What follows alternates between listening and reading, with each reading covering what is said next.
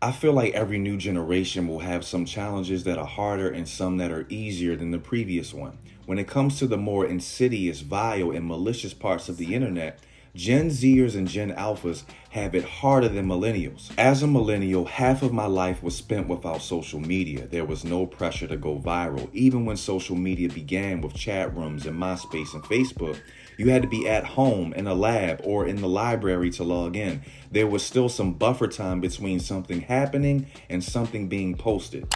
Of course, there's great benefits to social media. It changes lives. You're watching me talk because of social media. The heart of the matter is, as a millennial, I got the privilege to make mistakes off camera. I got to say stupid things off camera. I got to learn life lessons off camera. I got to win and lose fights off camera. You do anything that is cause for public spectacle today and you're going viral. If you dance in a way that seems uncool at a club or a party, you're going viral. As a kid in this era, you get a bad report card or act up in school, your parent will send you to the barber shop for you to get a crazy haircut or dress you up as a clown and then send you to school while recording you. Then post the video, then you're going viral. I don't know how many of y'all have been to middle or high school, but getting out of your grade while maintaining a certain GPA and avoiding the embarrassment of summer school is pressure enough. Having to go through all the physical and social changes that you experience as a teenager without social media is pressure enough.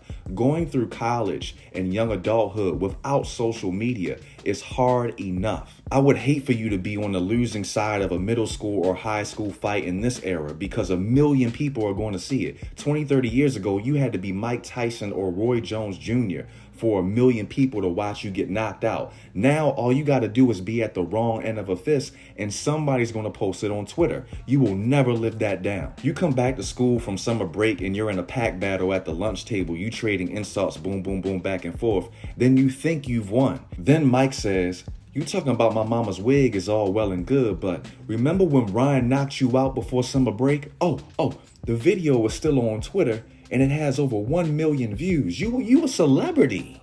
Hanging around you makes me feel good, so I'ma just give it a retweet." Think about how many times a child and or a teenager has gone viral based off a humiliating experience. In yesteryear, that embarrassment doesn't leave the house, the school, or the friend group. Today, you're scarred for life. What does that do to a child's psyche? When I was with my ex in my mid-20s, this was around the time where there were a lot of articles and podcasts talking about the bad side of social media, right? The casino effect and full-on addiction and people doing anything for likes. I'm talking to her and I'm like, yo, this social media shit, it has some foul shit with it. And she was like, what are you talking about? I was like, yo, it's not just going on a platform and liking and posting and leaving. She was like, what do you mean? And I was like, before you get on these apps, you're fine and you're content with your life. Then you see what everyone else has going on. They're buying this car, they're getting this house, they're going on this vacation, they're creating families, they're getting this promotion, and it makes you feel like you're a failure or you're not doing enough. She kind of laughed it off like, are you serious? Just turn the shit off. I was like, yo, it's not that easy. Later, when she got deeper into social media with her brand, she hit me up and she was like, yeah, I see what you mean. And Michael wants to say something to you. Go ahead. Hi.